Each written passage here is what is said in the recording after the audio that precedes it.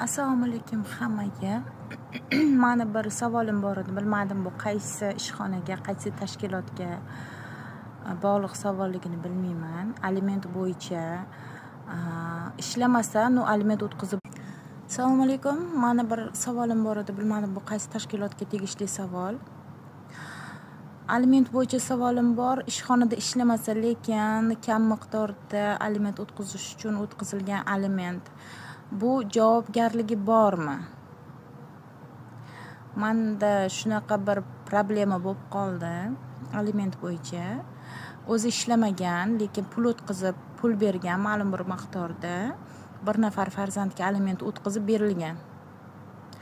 O'sha buxgalteriya, o'sha ishxona, o'sha o'tkazgan odamlarning menda dalnilari bor. Shu bo'yicha qaysi tegishli idoraga murojaat qilsam bo'ladi, shikoyat qilsam bo'ladi? Oldindan rahmat javoblar uchun.